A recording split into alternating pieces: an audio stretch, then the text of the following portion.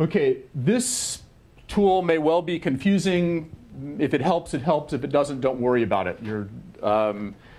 What this is doing is superposing two different histograms. The blue histogram is the histogram of verbal GMAT for all 913 students in this data set.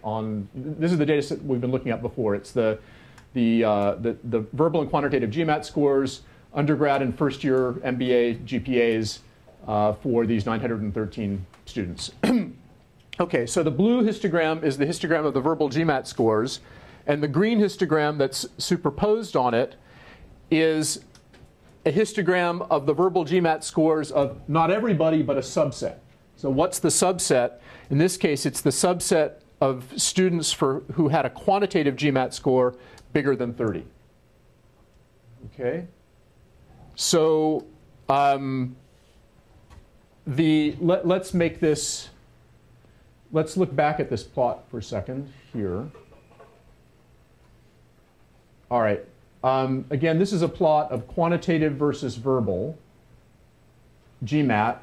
And the quantitative GMAT score, the average quantitative GMAT score reading off, I put the cursor over the dot, and the average, the value of the quantitative is about 34.5.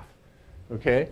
Now, the claim of claim that these things are positively associated is sort of saying if I looked at the average value of the quantitative GMAT score for students whose verbal GMAT score was here above average, then the average for the average quantitative GMAT score for those students should be higher than the overall average. Right? Okay, so let's see if we can make this histogram tool do that. So we want to look at quantitative GMAT scores, and we want to look at them for students whose verbal GMAT score. We're going to compare everybody to those whose verbal GMAT score is somewhat above average. Let's make it be, say, the range 38 to 42. Just I'm not doing this for any particular reason, but I'm not picking those numbers for any particular reason other than that they're above average. Okay, so what do we see? The blue is everybody. The green is, so the verbal, try again. The blue histogram is a histogram of the quantitative GMAT score for all 913 students. Okay? The green histogram is a histogram of the quantitative GMAT score for the 232 students whose verbal GMAT score was between 38 and 42. Okay, so we've taken a slice through the data, and we're looking at how the distribution of those students' quantitative GMAT score compares to the overall distribution of quantitative GMAT scores for everybody. All right?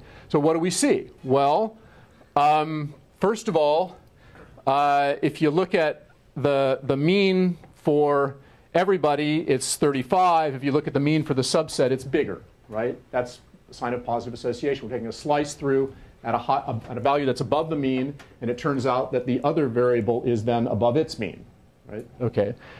If you look at what's going on, there are more very high values for the subset than there are, proportionally more very high values for the subset than there are for the group as a whole, right? These people, the people who are in this bin are also on the blue bin, right? It's just that the bin heights are changing. They're normalized to have area 100% because they're histograms, right? So a bin of this height in green is fewer students than a bin of the same height in blue.